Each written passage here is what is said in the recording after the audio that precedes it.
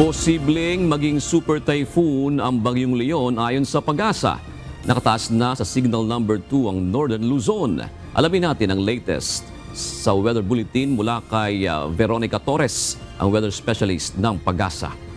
Ito yung ating latest satellite image. So itong si Leon kanina alas 4 ng hapon, nasa may layong 505 kilometers silangan ng Tuguegarao City, Cagayan. Ito ay nagtataglay ng lakas na hangin na 150 kilometers per hour malapit sa sentro at bugso na abot sa 185 kilometers per hour. Kumikilo sa direksyong Kanluran, hilagang Kanluran sa bilis na 10 kilometers per hour. And nakita nga natin na mostly ang apektado nitong si Leon ay yung mga nasa area ng Northern Luzon, pati na rin sa may silangang bahagi ng Luzon, pero yung kanyang trough or extension ay posibleng umabot hanggang sa Visayas area. Kaya lagi tayo mag-antabay ng mga ilalabas na update ng Pag-asa.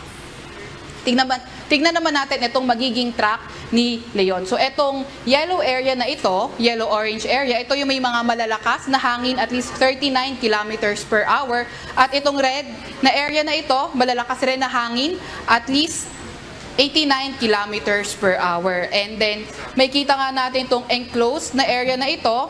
Hindi nito sinasabi yung laki ng bagyo, pero itong area na ito ay kung saan posibleng mapunta nga yung sentro ng bagyo. Kung magkaroon man ito ng shift papuntang west, so posible ngang abutin. So nakikita natin, although may kalayuan, kahit papano sa landmass ng Philippines, pero nasa loob na area of probability yung ilang parts ng extreme northern Luzon, kaya hindi ruled out yung landfall scenario around Batanes area.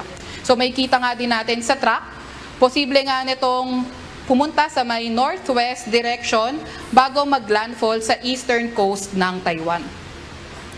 So may kita nga rin natin na around Thursday, ayun yung pinakamalapit si Leon sa may Batanes area.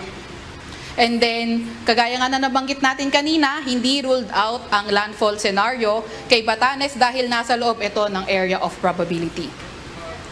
Naasahan nga din natin na patuloy pang mag-i-intensify itong si Leon habang nasa karagatan ito, si east ng Philippine Sea. And then, likely, habang papalapit din ito sa Batanes, hindi natin nirule out or posible itong mapunta sa super typhoon category. So inaasahan natin posible itong lumabas ng ating Philippine Area of Responsibility Thursday evening or Friday early morning. So patuloy tayo mag-aantabay ng updates kung magkakaroon man tayo ng mga posibleng mga matitinding mga landfall events. So dahil nga dito kay Leon, nakataas ang tropical cyclone wind signal number 2 sa may Batanes, Babuyan Islands, mainland Cagayan, northern at eastern portion ng Isabela sa may Apayao, northern portion ng Kalinga, northern portion ng Abra at sa may Ilocos Norte. Signal number 1 naman sa nalalabing bahagi ng Isabela sa may Quirino, nalalabing bahagi ng Kalinga, Mountain Province sa may Ifugao, Benguet, nalalabing bahagi ng Abra, Ilocos Sur sa may La Union, eastern portion ng Nueva Ecija, sa may Aurora, northern at eastern portion ng Quezon, kabilang ng Polillo Islands, sa may Camarines Norte, Camarines Sur, sa may Catanduanes, Albay, northern portion din ng Sorsogon.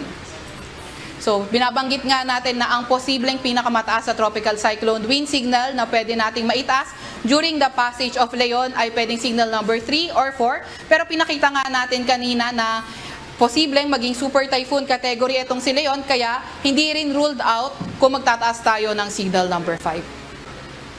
Meron din naman tayong nilabas na heavy rainfall warning or meron tayong nilabas na weather advisory kanina alas 5 ng hapon.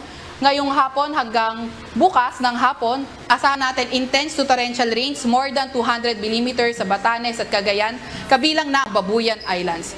Heavy to intense 100 to 200 mm of rain sa may Ilocos Norte, Apayao, Isabela, Occidental Mindoro at Antique. Samantalang moderate to heavy rains ngayon hanggang bukas ng hapon sa Ilocos Sur, Abra, Kalinga, Calamian Islands, Romblon, Negros Occidental at Aklan.